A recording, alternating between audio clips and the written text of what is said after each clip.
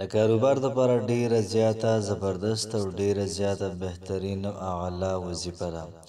دغه رنګې د حلال روزګار د پیسو لپاره دومره زبردست وظیفه ده چې په 3 ورځو کې خپل اثر ده هي.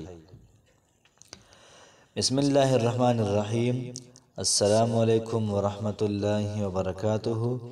امید در بکوم چې تاسو ټول په ټیک ټاک کې الله پاکم خوشاله آباد ساته. نن چې کوم وظیفه د وظیفه د کاروبار حواله سره ده او دغه رنګې د وظیفه د روزګار حواله سره ده.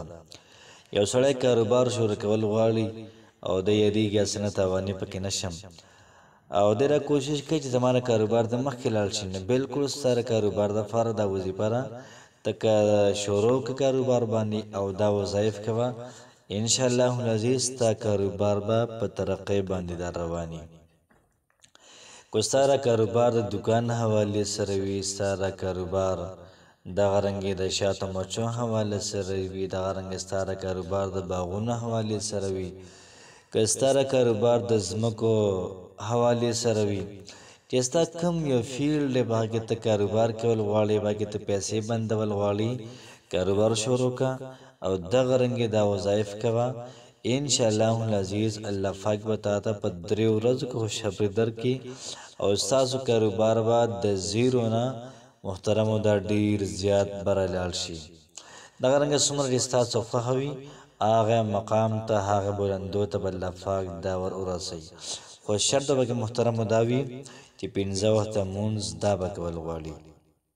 د وظیفې ترتیب دا زده کوي چې په دې ترتیب باندې څوک دا وظیفه کوي نو کار وکړي، که په دې ترتیب باندې څوک دا وظیفه نه کوي نو به راسي دغه محترم دا نه وي. او یاد ساتئ چې په دې وظیفه باندې مکمل یقین، چې څومره زم په دې وظیفه باندې مکمل یقین شو نو ان شاء الله العزیز الله پاک با زمونږ استاد ټول مسائل دا حل کوي. او دغه رنګي د اجازه لپاره وظیفه شیر کوي او دغه رنګي په کمنټ کې د الله پاک نوم د لازمي ولیکي.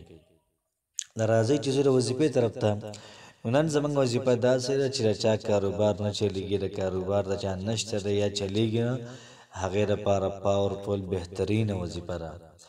کله چې موږ سار منځو کو د هغه نه بعد به اول سپری لإلاف قریش د سورۃ وایو، سورۃ القریش با اول سپری وایو سره د بسم الله. دغه رنګي د ماسپهین د مانځنه بعد با سورۃ القریش دا با اول سپری وایو. دغه رنګي د مازیګر د مانځنه بعد به سل پیری یا وهاب وایو. او دغه رنګي د ماهم د مانځنه بعد با الله الصمد 101 پیری وایو. او دغه رنګي د ماسوتن د مانځنه بعد ایاک نعبد و ایاک نستعين دا وسو پیری وایو. ایاک نعبد و ایاک نستعين دا وسو پیری وایو. ان شاء الله العزیز د الله پاک په خزانه باندې مکمل یقین دا ساتي. الله پاک به زمونږ استاد ټول مسائل دا به ختم کی. الله پاک به موږ تاسو ټول لا کوله مزیدار اعلی کاروبار درا کی.